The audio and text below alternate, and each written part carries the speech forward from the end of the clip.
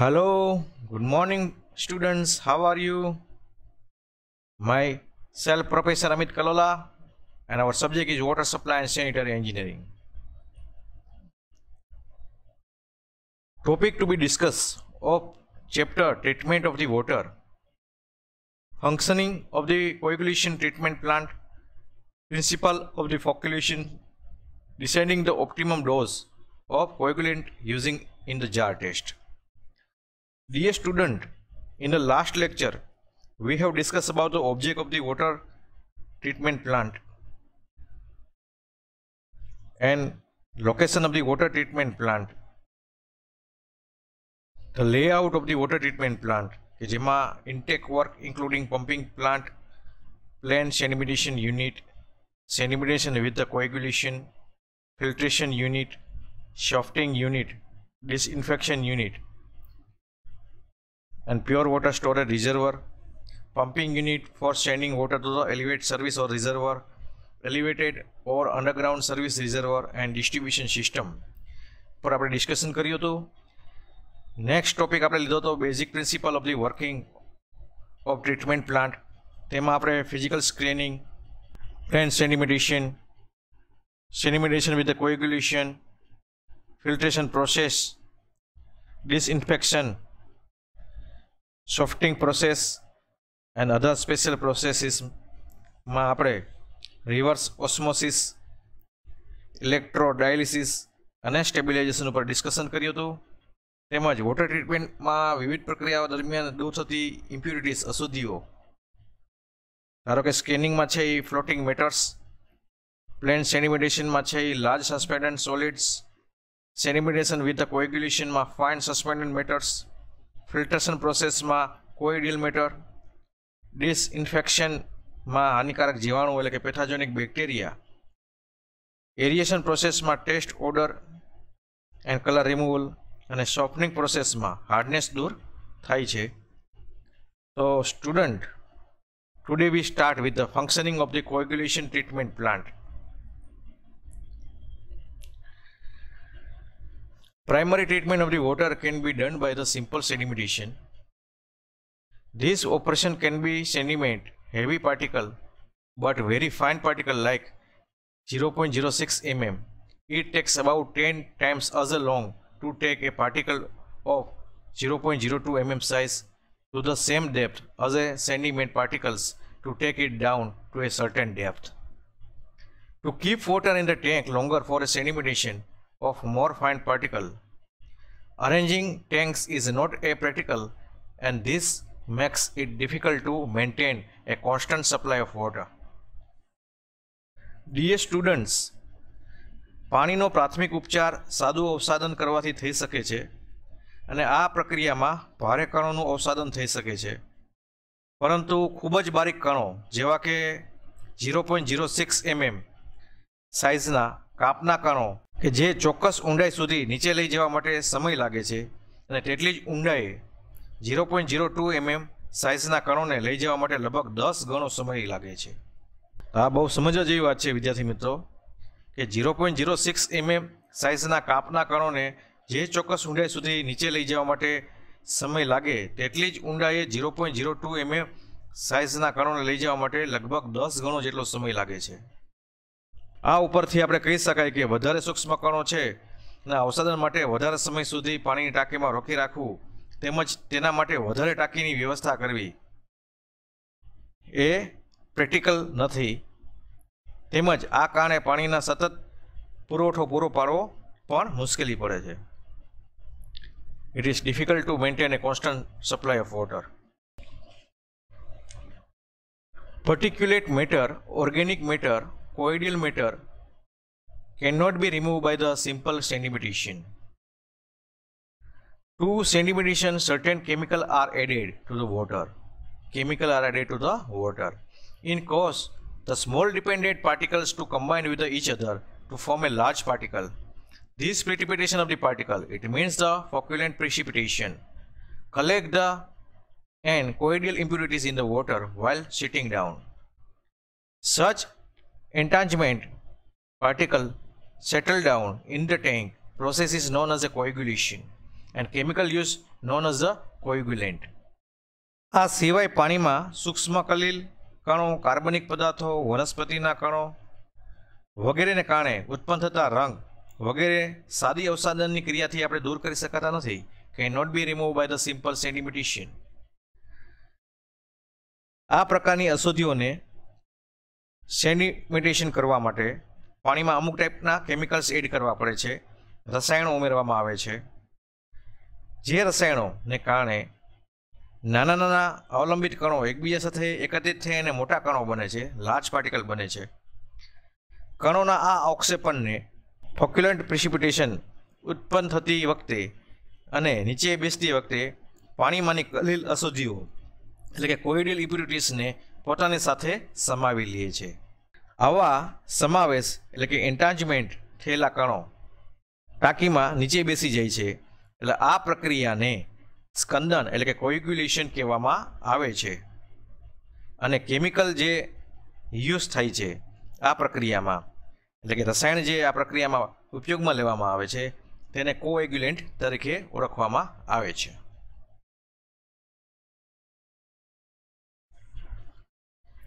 Chemical use for the કોએગ્યુલેન્ટ્સ.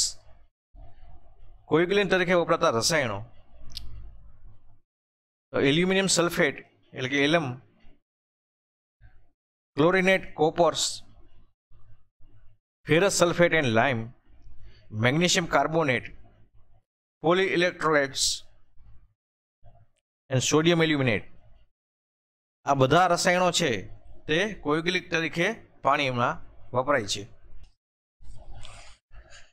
Advantage of the aluminium sulphate alum. Coagulant તરીકે વપરાતા રસાયણમાં aluminium સલ્ફેટનો ઉપયોગ વધારે થાય છે, તો તેનાથી થતા ફાયદાઓનું આપણે ડિસ્કશન કરીએ. એટલે કે ફટકડીના ફાયદાઓ. It removes the odour and the taste of the water along with the turbidity. It is cheap. It is easily to use and does not require skill supervision. It gives the crystal clear water. The resulting folk is better than the other coagulants. Flock is tough and cannot be broken easily.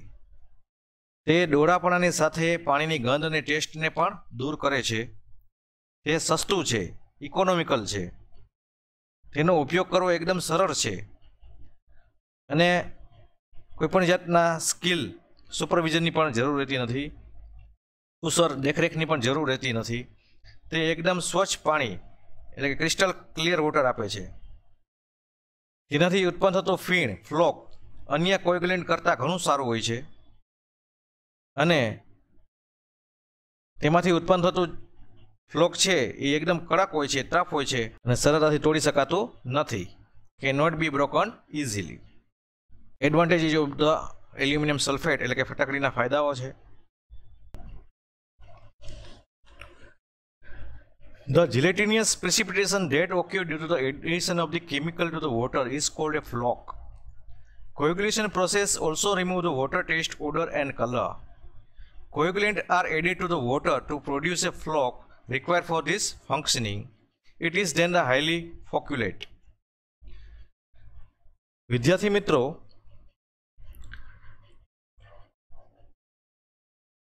આ કાર્યપ્રણાલી functioning માટે પાણીમાં રસાયણ ઉમેરવામાં આવે છે, કારણે જે જિલેટિનિયસ અવક્ષેપણો ઉત્પન્ન થાય છે તેને આપણે ફ્લોક કહેવામાં આવે છે. કોએગ્યુલેશન કાર્યવિધિ પ્રોસેસથી પાણીનો સ્વાદ, વાસ અને રંગ દૂર થાય છે.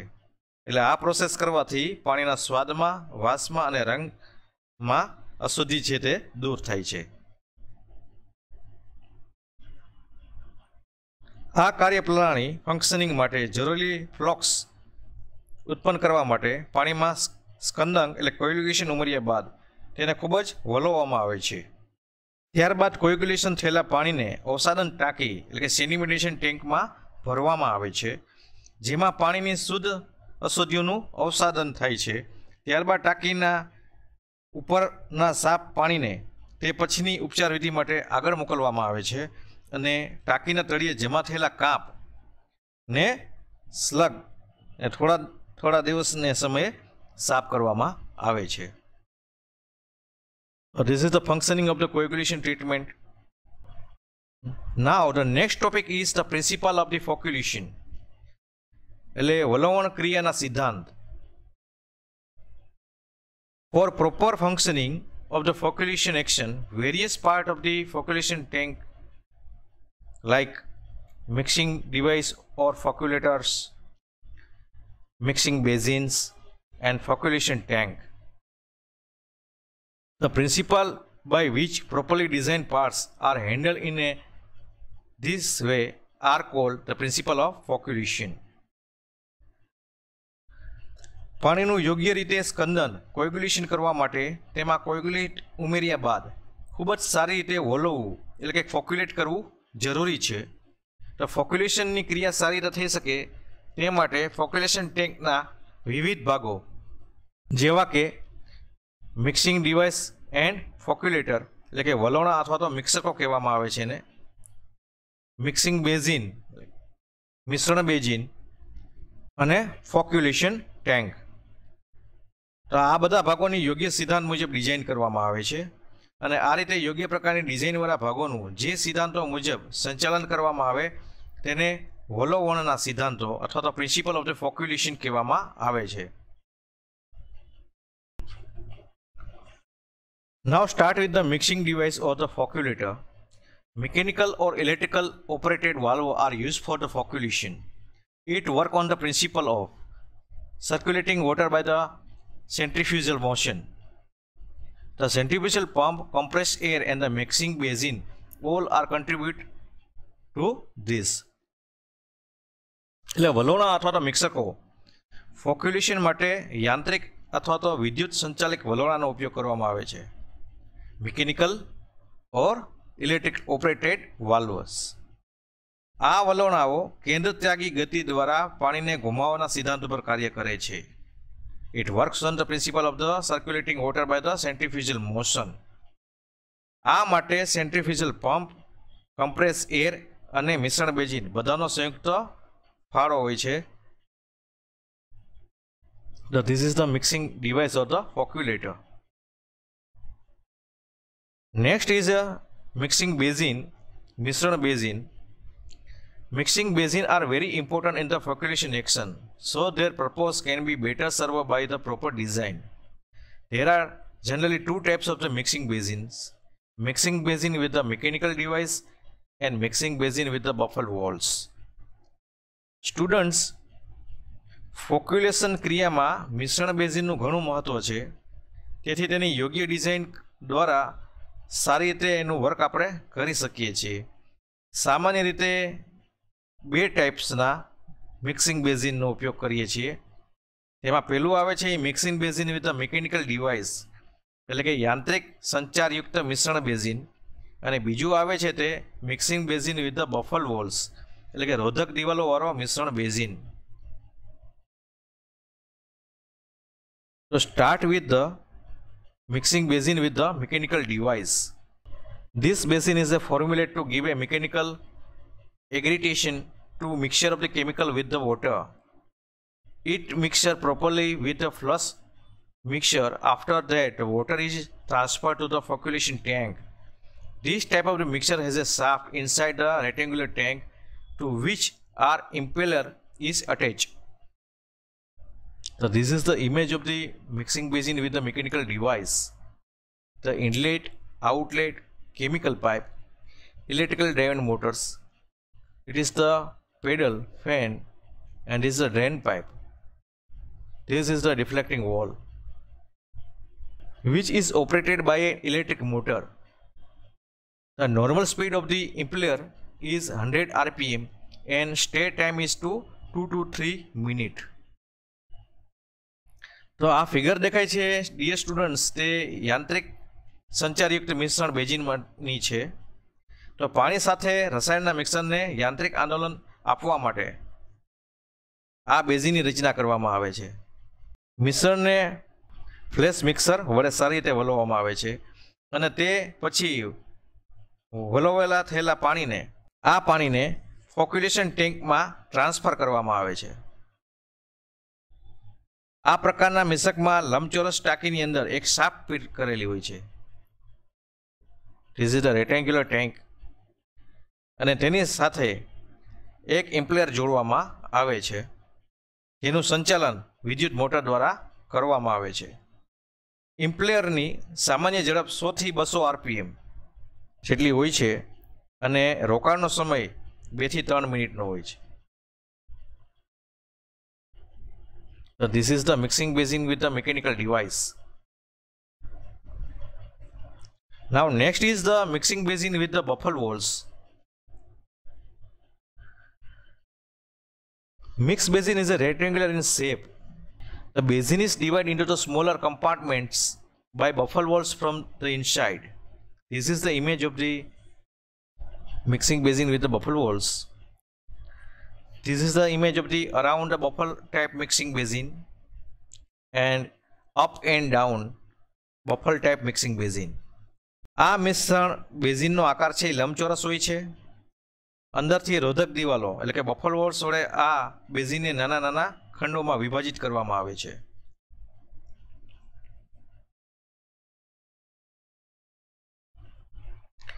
To provide buffle walls like that, the water circulate horizontally round the ends of the wall. આપણે ફિગરમાં જોઈએ છીએ તે પ્રમાણે રોધક દિવાલની રચના એવી રીતે કરવામાં આવે છે કે જેથી પાણી ક્ષિતિજ દિશામાં રોધક દિવાલોના છેડાની આસપાસ રાઉન્ડ એન્ડ્સ ઘૂમે છે. Otherwise vertically provide walls so water flows from walls up and down. Otherwise ઉધ્વ રીતે પણ રોધક દિવાલોની ગોઠવણીથી પાણી આ દિવાલો ઉપરથી તેમજ નીચેથી વહે છે. રોધક દિવાલો મૂકવાથી પ્રવાહમાં ડિસ્ટર્બન્સને કારણે મિશ્રણનું વલવણ સારી રીતે થાય છે. Due to the walls disturbance flocculation done properly. આ સિદ્ધાંત ઉપર મિશ્રણ બેઝિનની ડિઝાઇન કરવામાં આવે છે. તો ડિયર સ્ટુડન્ટ, આપણે ફિગરમાં જોયું તે રીતે રોધક દિવાલની રચના એવી રીતે કરવામાં આવે છે કે પાણી છે એ ક્ષિતિજ દિશામાં રોધક દિવાલના છેડાની આસપાસ રાઉન્ડ ધ એન્ડ્સ ઘૂમે અને અથવા તો ઉધ્વ રીતે રોધક દિવાલની ગોઠવણીથી પાણી આ દિવાલોમાં ઉપરથી નીચે વહે છે અને રોધક દિવાલો મૂકવાથી પ્રવાહમાં ઉદ્ભવતી ખલેલ એટલે ડિસ્ટર્બન્સને કારણે મિશ્રણનું વલવણ છે એ સારી રીતે થાય છે અને આ સિદ્ધાંત ઉપર મિશ્રણ બેઝિનની ડિઝાઇન કરવામાં આવે છે. યાંત્રિક સંચારયુક્ત મિશ્રણ બેઝિન અને રોધક દિવાલવાળા મિશ્રણ બેઝિનનું ડિસ્કશન કર્યું. Now next point is the flocculation tank. The mixer is brought into the flocculation tank by moving the mixture of the coagulant very quickly with the agitation in the mixing basin. The purpose behind doing this is to get a good flock by the first rolling the mixture fast. મિશ્રણ બેઝિનમાં આંદોલનો સાથે ખૂબ જ ઝડપથી કોગ્યુલેશન મિશ્રણને વલોવ્યા બાદ તેનું સ્થાન ફેર કરી અને ફ્લોક્યુલેશન ટેન્કમાં લાવવામાં આવે છે. આમ કરવા પાછળનો મુખ્ય હેતુ આપણે ધ્યેય જોવામાં આવે તો પ્રથમ વધારે ઝડપથી વલોવાયેલા મિશ્રણને ઓછી ગતિથી વલોવતા સારો ફ્લોક મળે છે. હવે આપણે ફિગરમાં જોઈએ તેમ ફ્લોક્યુલેશન ટેન્ક લંબચોરસ આકારની હોય છે અને તેમાં ઇલેક્ટ્રિક મોટર સંચાલિત પેડલ્સ લગાવેલા હોય છે અને જેના દ્વારા મિશ્રણને ધીમે ધીમેથી ફ્લોક્યુલેશન કરવામાં આવે છે અને સામાન્ય રીતે જોઈએ તો પેડલની ઝડપ છે એ 2.5 RPM અને અવરોધ સમય સરેરાશ 50 મિનિટનો રાખવામાં આવે છે. તો ધીસ ઇઝ ધ ફ્લોક્યુલેશન ટેન્ક. તો ફ્લોક્યુલેશન ટેન્કમાં સરેરાશ પેડલની ઝડપ છે તે 2.5 RPM અને અવરોધ સમય સરેરાશ 50 મિનિટનો રાખવામાં આવે છે. શરૂઆતમાં છે તે ઝડપથી વલોવવાનું મિશ્રણ અને પછી ધીમે ધીમે વલોવતા આપને સારો ફ્લોક મળે છે.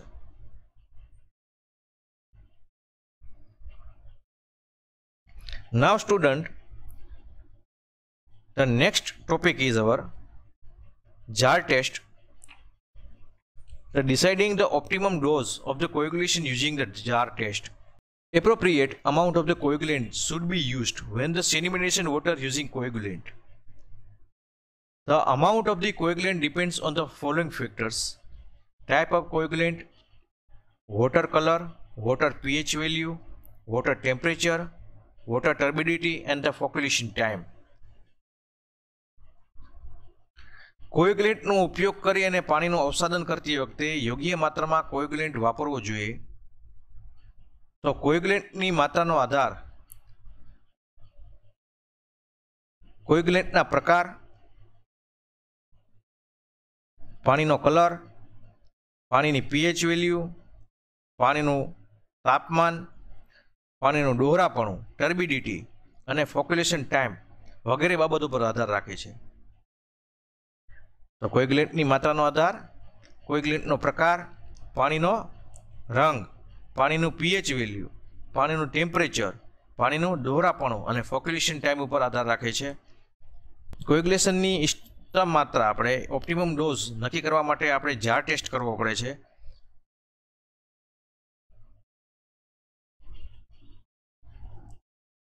The jar test is a test to determine the optimum amount of the coagulation. તો આ ફિગર આપી છે વિદ્યાર્થી મિત્રો, તે જાર ટેસ્ટનું એપ્રેન્ટિસ છે. એ કોએગ્યુલેશનની ઇષ્ટતમ ઓપ્ટિમમ ડોઝ નક્કી કરવા માટે જાર ટેસ્ટનું પરીક્ષણ કરવામાં આવે છે. The optimum dose of the coagulation can be determined experimentally using the tool called the jar apprentice. It is called the jar apprentice as shown in the above figure, કે જે આપણે ફિગરમાં જોઈ રહ્યા છીએ.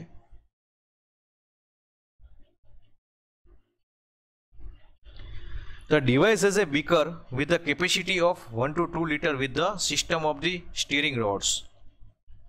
The water sample is filled in a such a way that all the beaker comes to the same depth. This is then noted by the adding a different amount of the coagulant to the each beaker. The coagulant added sample water is then stirred more rapidly for the first 10 minutes and then slowly for 20 to 30 minutes. હવે dear student, આપણે ફિગરમાં જોયું તેમ jar એપ્રેન્ટિસમાં steering rods એટલે કે વલોવણની વ્યવસ્થાની સાથે આશરે આપણે 1 થી 2 લીટરની ક્ષમતાવાળા બીકર રાખેલા હોય છે અને બધા જ બીકરમાં એક સમાન ઊંડાઈ સુધી આવે તે રીતે પાણીના નમૂનો ભરવામાં આવે છે. ત્યારબાદ દરેક બીકરમાં જુદી જુદી માત્રામાં કોએગ્યુલેન્ટ ઉમેરી અને તેને નોંધવામાં આવે છે. તો દરેક બીકરની ક્ષમતા છે આપણે 1 થી 2 લીટરની છે અને બીકરમાં એક સમાન ઊંડાઈ આવે તે રીતે પાણીનો નમૂનો ભરવામાં આવે છે દરેક બીકરમાં, અને દરેક બીકરમાં જુદી જુદી માત્રામાં કોએગ્યુલેટ ઉમેરવામાં આવે છે અને તેનું આપણે નોંધ લેવામાં આવે છે. ત્યાર પછી કોએગ્યુલેટ ઉમેરેલા નમૂનાના પાણીને શરૂઆતના 10 મિનિટ સુધી ખૂબ જ વધારે ઝડપથી અને ત્યારબાદ 20 થી 30 મિનિટ માટે ધીમી ઝડપથી વલોવવામાં આવે છે. કે આ કોએગ્યુલેન્ટ ભરેલા બીકર્સ છે તેને શરૂઆતમાં આપણે 10 મિનિટ સુધી વધારે ઝડપથી અને ત્યારબાદ 20 થી 30 મિનિટ માટે ધીમી ઝડપથી વલોવવામાં આવે છે.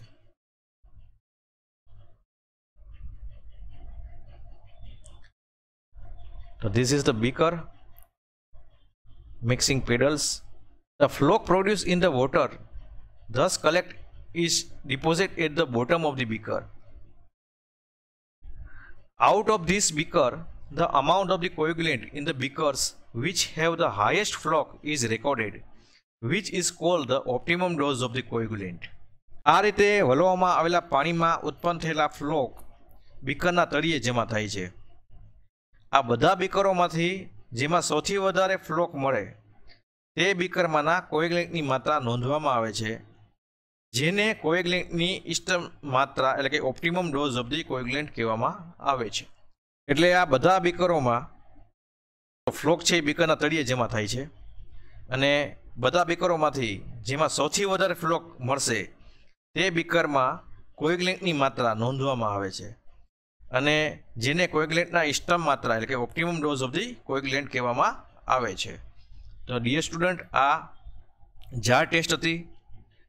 આપણે જોયું કે જાર ટેસ્ટમાં સ્ટીરિંગ રોડ એટલે કે વલોવણની વ્યવસ્થાને આશરે 1 થી 2 લીટરવાળા બીકર હોય છે અને બધા બીકરોમાં એક સમાન ઊંડાઈ સુધી પાણી ભરવામાં આવે છે. ત્યારબાદ દરેક બીકરમાં આપણે જુદી જુદી માત્રામાં કોએગ્યુલેન્ટ ઉમેરી અને નોંધ કરવામાં આવે છે. અને શરૂઆતમાં આપણે 10 મિનિટ સુધી તેને વધારે અને ત્યારબાદ 20 થી 30 મિનિટ સુધી ધીમે ધીમે ઝડપથી વલોવવામાં આવે છે. આ વલોવણના હિસાબે પાણીમાં ફ્લોક બીકરના તળિયે જમા થશે અને આ બધા બીકરોમાંથી જેમાં સૌથી વધારે ફ્લોક મળે તે બીકરમાંના કોએગ્યુલેન્ટની માત્રા નોંધવામાં આવે છે અને તેને કોએગ્યુલેન્ટની ઇષ્ટતમ માત્રા એટલે કે optimum dose of the coagulant કહેવામાં આવે છે. તો ડીયર સ્ટુડન્ટ્સ, આજે આપણે function of the coagulation treatment plant ઉપર ડિસ્કશન કર્યું, તેમજ કોએગ્યુલેશન એટલે શું અને કોએગ્યુલેન્ટ તરીકે વપરાતા રસાયણો જેમાં એલ્યુમિનિયમ સલ્ફેટ એટલે કે ફટકડી, ક્લોરિનેટેડ કોપર્સ, ફેરસ સલ્ફેટ અને લાઇમ, મેગ્નેશિયમ કાર્બોનેટ, પોલી ઇલેક્ટ્રાઇટ્સ અને સોડિયમ એલ્યુમિનેટ એટલે કે એલ્યુમિનિયમ સલ્ફેટ, એલિયમના એટલે કે ફટકડીના ફાયદાઓ પર ડિસ્કશન કર્યું. તેમજ ફ્લોક કોને કહેવામાં આવે છે, પ્રિન્સિપલ ઓફ ધ ફોક્યુલેશન, તેમાં આપણે મિક્સિંગ ડિવાઇસ એન્ડ ફોક્યુલેટર એટલે કે વલોણા અથવા મિક્ષકો, મિશ્રણ બેઝિન એટલે કે મિક્સિંગ બેઝિન્સ, ફોક્યુલેશન ટેન્ક ઉપર ડિસ્કશન કર્યું અને લાસ્ટમાં જાર પરીક્ષણ દ્વારા કોએગ્યુલેન્ટની ઇષ્ટતમ માત્રા નક્કી કરવી એટલે deciding the optimum dose of the coagulant using jar test કઈ રીતે થાય છે તેનું આપણે ડિસ્કશન કર્યું અને નોલેજ મેળવ્યું. Thank you.